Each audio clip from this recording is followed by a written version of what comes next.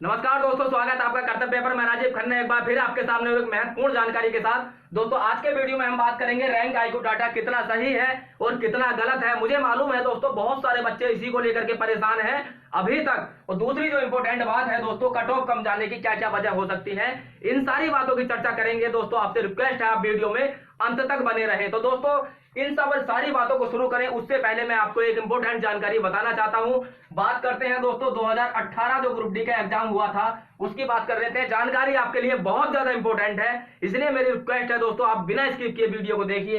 1 minute में बात खत्म कर लेते हैं। दोस्तों 2018 में एक जर्नल का बच्चा हमारा मित्र था, उसने 2018 का भी एग्जाम दिया और 2022 का भी एग्जाम दिया है। 58 अंक उसके 2018 में आए थे। एक बच्चा और था दोस्तों 2018 में, उसके 47 अंक आए थे। अब दोस्तों बात जो समझने वाली है, आपको अचंभा जरूर होगा, लेकिन दोस्तों इस बच्चे का सिलेक्शन नहीं हुआ और इसने अभी भी दोस्तों 2022 में एग्जाम दिया है। 47 वाला जो बच्चा था दोस्तों अहमदाबाद जोन से, आज ग्रुप डी की जॉब कर रहा है। 3-4 साल से आराम से दोस्तों सरकारी कर्मचारी बना हुआ है। ऐसा क्यों हुआ? क्योंकि दोस्तों जैसा कि आपके मन में गलतफहमियां घुसी जा रही हैं कि कट ऑफ 65 जाएगा 70 जाएगा, उसी प्रकार इन भैया ने देख लिया था 65 प्लस कट ऑफ रहेगा और इन्होंने दोस्तों फिजिकल की तैयारी नहीं की। और दोस्तों इन वाले भाई साहब को बहुत ज्यादा अपने ऊपर भरोसा था, इन्होंने फिजिकल की तैयारी की और जब दोस्तों रिजल्ट आया तो इनका भी सिलेक्शन हो गया और इनका भी सिलेक्शन हो गया। लेकिन दोस्तों ये पीईटी क्वालिफाई नहीं कर पाए, फिजिकल क्वालिफाई नहीं कर पाए, क्योंकि इन्होंने फिजिकल की तैयारी की ही नहीं थी। और जब रिजल्ट आया मात्र 15 से 20 दिन का इन्हें समय मिला था और ये उसमें कुछ नहीं कर पाए। और हुआ क्या दोस्तों, मैं आपको एक बात बताना चाहता हूं, इतना दुख दोस्तों रिटर्न में फेल होने का नहीं होता है जितना दुख पीईटी की परीक्षा में दुख मतलब फेल होने का होता है। तो फिजिकल में फेल होना तो दोस्तों ऐसा होता है जैसे जिस्म से जान ही निकल जाती है, क्योंकि दोस्तों नौकरी हाथ पे होती है और हाथ पे रखी हुई नौकरी एकदम से कोई उड़ा करके ले जाए तो दोस्तों 4 दिन तो आपको भूख नहीं लगेगी। इसलिए दोस्तों हमने एक कहें अपने चैनल पर एक व्यवस्था बनाई है आप सब लोगों के लिए कि हमारा जितना भी बच्चों का 20-25 बच्चों का ग्रुप है, हमने सबके लिए कोच कर दिया है। दोस्तों फील्ड में जाएंगे, ग्राउंड में जाएंगे, वहां से जो रनिंग के टिप्स हैं वो सारे ही दोस्तों आपके लिए उपलब्ध करा दी जाएंगे। मतलब आपको कहीं से कोई कोच करने की आवश्यकता नहीं है। जितनी भी रनिंग से जुड़ी जानकारियां होती हैं दोस्तों वो सारी जानकारियां आपको इसी चैनल से 2-4 मिनट के वीडियो के माध्यम से आपको प्राप्त हो जाएंगी।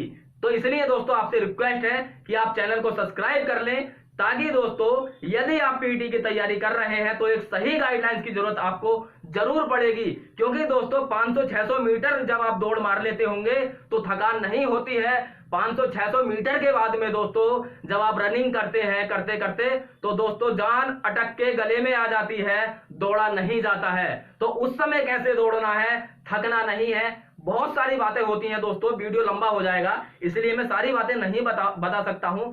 1 या 2 तारीख से दोस्तों हम फील्ड में से वीडियो आपको रोज 1-2 मिनट का दे दिया करेंगे। इसलिए आपसे रिक्वेस्ट है दोस्तों कि जैसा इन भैया के साथ हुआ आपके साथ ऐसा ना हो जाए। मैं गारंटी देता हूं दोस्तों कि 3 से 3.5 मिनट में आपका दौड़ क्वालिफाई हम करा के देंगे आपको, इसी आपके मोबाइल के माध्यम से दोस्तों जो जानकारी आपको प्राप्त होगी। और वजन उठाने के लिए क्या क्या गाइडलाइंस होती हैं, एक बार दोस्तों वजन गिर गया ना तो फिर आपको दौड़ के लिए भी नहीं मतलब बुलाया जाएगा, आप दौड़ भी नहीं सकते हो। तो इसलिए एक एक बात का विशेष ध्यान रखना है। जो हाथ पर है यदि आपके तो दोस्तों उस मौके को आपको छोड़ना नहीं है। तो चलिए दोस्तों आज की दूसरी इंपॉर्टेंट बात शुरू करते हैं। सबसे पहले जान लेते हैं दोस्तों रैंक आईक्यू डाटा सही है या गलत है। तो दोस्तों इसका छोटा सा जवाब है कि रैंक आईक्यू का डाटा गलत है। क्यों गलत है समझ लेते हैं दोस्तों। देखिए दोस्तों कुछ बच्चे ऐसे होंगे आप सब में से जिसके 52 तड़ेपन अंक आ रहे हैं और उनके अंक दोस्तों 65 के आसपास दिखा रहा है रैंक आईक्यू। और कुछ बच्चे ऐसे हैं दोस्तों जिनके 53-52 अंक हैं और उनके दोस्तों 51 ही दिखा रहा है, 49 दिखा रहा है। तो दोस्तों जिसके बढ़ रहे हैं उसको खुशी हो रही है और जिसके कम हो रहे हैं उसको दुख हो रहा है। मेरी बात को गौर से समझिएगा, ध्यान से सुनिएगा। ना तो आपको यहां पर ज्यादा खुश होने की आवश्यकता है और ना ही यहां पर आपको ज्यादा दुखी होने की आवश्यकता है। उसकी वजह क्या है? क्योंकि दोस्तों इस समय रैंक आईक्यू जो आपको परसेंटाइल दिखा रहा है वो आपका परसेंटाइल नहीं दिखा रहा है, वो आपकी तुलना दिखा रहा है, वो एक नॉर्मलाइजेशन दिखा रहा है। मतलब सब बच्चों को नॉर्मल कर रहा है, सारी शिफ्टों को नॉर्मल कर रहा है। परसेंटाइल का पता दोस्तों अंत में ही चलेगा जब आपका रिजल्ट आएगा। 90 परसेंटाइल का मतलब ये होता है कि आपसे ऊपर 10% बच्चे हैं। तो इसलिए दोस्तों यदि आपको अभी से ही परसेंटाइल पता चल गया तो उसमें फिर रिजल्ट के कोई मायने नहीं है, क्योंकि आप अंदाजा लगा सकते हैं कि आपके जोन में मान लीजिए 10 लाख वैकेंसी है और आपका यदि 90 परसेंटाइल आ रहा है तो इसका मतलब 10% बच्चे आपसे ऊपर हैं। इसका मतलब ये हुआ 1 लाख बच्चे आपसे ऊपर हैं। तो इसलिए दोस्तों परसेंटाइल अभी नहीं दिखा सकता। ऐसा जरूर हो सकता है, कैसा कि तड़ेपन वाला 65 पे आ गया, तड़ेपन वाला 51 पे आ गया, दोनों अलग अलग बच्चे हैं। तो हो सकता है दोस्तों 65 वाले का परसेंटाइल जो बनकर आए वो मात्र 65 आ जाए और जो इसका 51 अंक आ रहा है उसका 75 परसेंटाइल बन करके आ जाए। तो इसलिए दोस्तों घबराने की आवश्यकता नहीं है, वो केवल नॉर्मलाइजेशन के अंक दिखा रहा है, परसेंटाइल स्कोर नहीं दिखा रहा है। और उसमें भी एक बात और है दोस्तों, आपको ध्यान से सुननी पड़ेगी कि उसमें केवल और केवल वही बच्चे पार्टिसिपेट कर रहे हैं जिनके 55-50 प्लस अंक हैं। 55 प्लस, 60 प्लस, 62 प्लस, ऐसे भी कुछ बच्चे होते हैं। तो दोस्तों कट ऑफ कुछ बच्चों से नहीं बनती है, क्योंकि आपको पता है किसी जोन में 10,000 यदि वैकेंसी है तो दोस्तों इसका 3 गुना बुलाया जाएगा पीवीटी में, यानी 30,000 बच्चों को बुलाया जाएगा। ठीक है, केवल एक ही जोन से। तो इसलिए दोस्तों 30,000 बच्चों को क्वालिफाई करना है, ना कि 1,000 बच्चों को।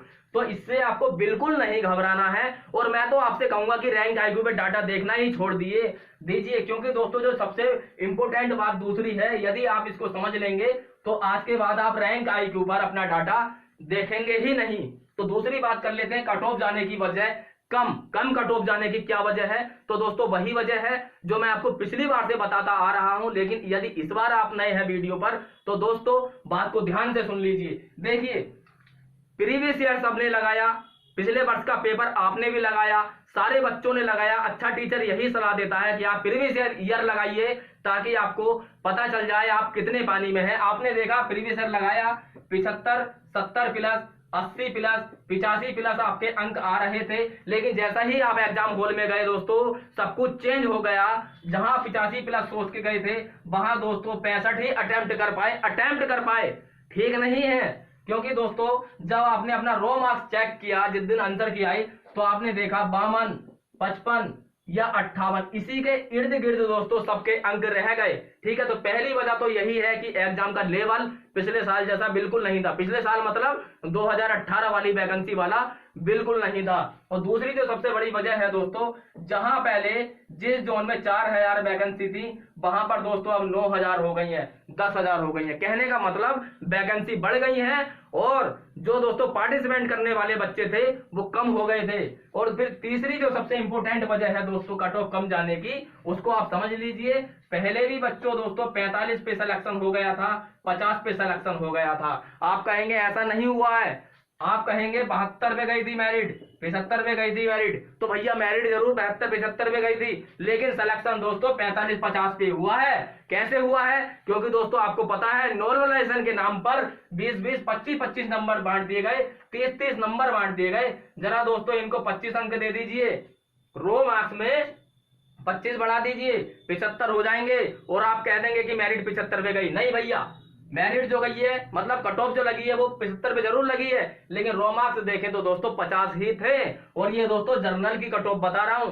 अब भी मैं आपसे कह रहा हूं दोस्तों किसी की बातों में नहीं आना है। जैसा मैंने शुरू में एग्जांपल दिया आपके साथ ऐसा ना हो, हाथ जोड़ के रिक्वेस्ट है। SC OBC से है, SC ST से है, 45-48 के आसपास, या मैं कहूंगा टॉप शिफ्ट में यदि आपका एग्जाम है 42 के आसपास भी बन रहे हैं, 40 के आसपास भी बन रहे हैं, तब भी आप दौड़िए।